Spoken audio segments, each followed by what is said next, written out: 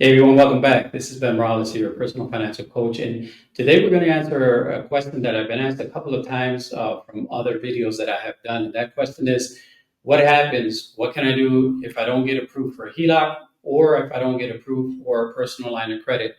So typically when I see that, and I remember in my banking days, it was always difficult to help someone that maybe had a thin credit profile or possibly had some collections, or in this case, this might be your case if maybe you were asking that question, is your utilization rate is really high. That means that the amount that is owed on your credit is very close to the limit that you have for those credit. And that's what you see there. So in this example here, we have a person that has an auto loan. From the auto loan, 19,953 is the balance that's owed on the $25,000 limit that he got approved for. So that's 80%. He still owes 80% of the balance or the limit of that loan. The next one is a personal loan. $3,825 is still owed out of the 5,000, and that's at a 77%. And then credit card, 2,000 is owed from a 6,000. This one's actually the best one, and this is actually what we're going to work with to help remediate this particular situation. So let's take a look at what's going on. So the cash flow, we know the cash flow here is 5,186, and then the expenses is $4,546.85. The debt is the total debt that it's carrying right now, and the cash flow is $639.15. Now, when we're going to be considering this particular strategy, which is the velocity banking, we're going to be utilizing a credit card to do that, but it's credit that this particular individual already has. We're not incurring new credit. If you're the person that asked that question, and maybe you're like this particular situation, difficult to get approved for credit because you're already very maxed out or close to being maxed out. So it happens a lot, but there are ways that you can quickly and efficiently improve your credit and put yourself closer in a position where you can go and get approved for that possible home equity line of credit or personal line of credit. But when we look at this person's income, there's a couple of things that we have to take into consideration. The first thing is these funds right here, right? They can't be reused again. What I mean by that is there's going to be part of your income that you can't use throughout your course of your month to reposition as cash flow. And in this case, this is what's happening. They have a mortgage of $2,584.85, an auto loan, and then also a personal loan. When we account for all of that particular expense, right, these expenses are being totaled as part of their overall expenses. So $3,136.65, that cannot be reused again, meaning that that money is typically being held in a checking account, and from that checking account, whenever it's due, is being paid out throughout the course of the month. So it can't be used in that cash flow cycle basis, right? From those expenses, $1,340.20 is reusable. And it's reusable because we're going to be able to leverage that and use this credit card for the purpose of doing the velocity banking to more quickly and efficiently pay off at least that credit card debt and then work our way up to tackling the other debt. And again, what we want to do is put in position to get that HELOC or that PLOC. So now when we do that, here's what's happening. 13,000, or keep saying that, $1,340.20 is the amount of cash from his expenses that is going to be usable once and over again. The new cash flow is going to go up to $709.15 because the current cash flow is $639.15. We're going to be leveraging this credit card, right? So that payment is not going to be part of their expenses any longer, which means that their expenses are actually going to be going down. We're going to change. We're not going to leave the extra money, right? This extra money that we had available, which is $20.49.35 in the checking account any longer. We're going to reposition that into the credit card, and we're going to be able to reuse that as payments post to then be able to live off or run our everyday expenses from that. So let's take a look at what that's going to look like. So we're starting the month, right? We have a $2,000 balance already on the credit card. We know that there was a $70 payment on it when it was considered as part of the expenses. Now we're leveraging that, which means that we're going to add the extra $70 that was going as a payment to the credit card to the cash flow that he had existing right now, $639.15. When we do that, the new cash flow is going to be $709.15 every single month. We take the $709.15 and add it, right, to the $1,340.20 that can be used over and over again throughout the course of the month. What that looks like is like this. This is the income that is going to be going in on a monthly basis from the extra cash flow or the new cash flow amount, and what he could run his expenses throughout the course of the month on his credit card. Now, those expenses are actually $1,340.20. Okay. So what we do is when we're figuring out what the interest costs are going to be throughout the 30-day cycle, we take a look at where the interest rate is right now, which is 24.99. You take 24.99, okay, multiply that by 2,000, which is what the balance is at the beginning of the month. It's very important for you to understand this. This is the balance at the beginning of the month.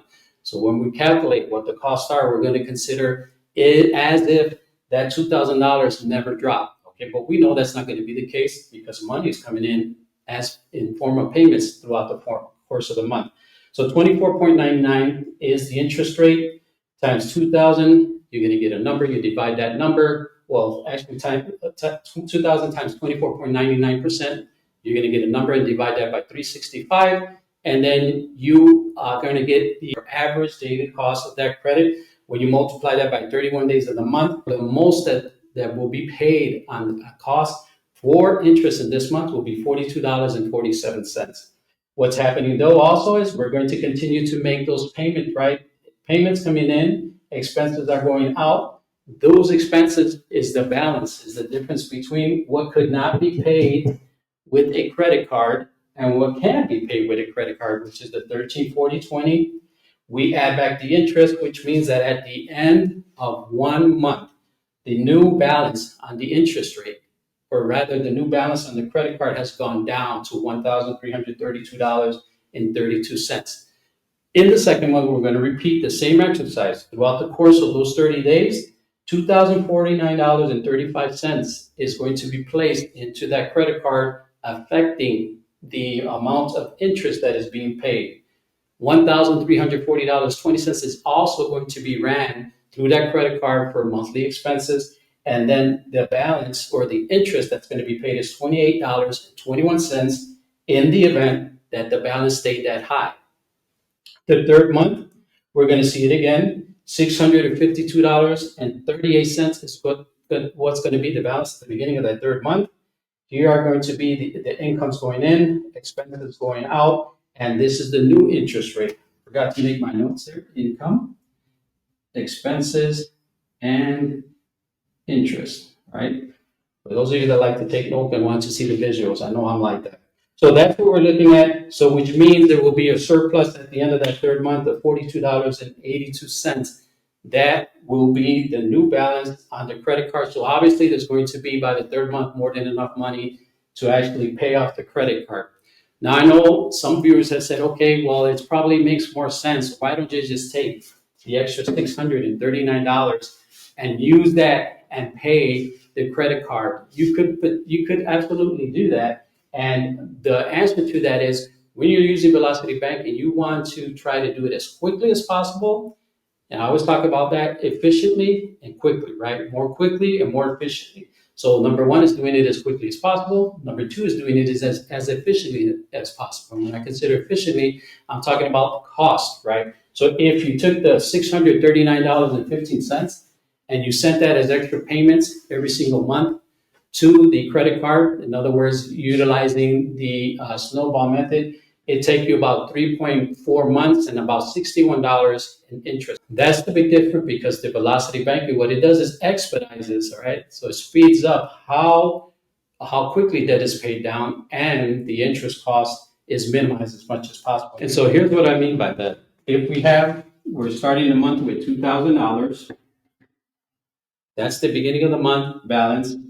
Even if we only use half of our income is $1,024.68, right?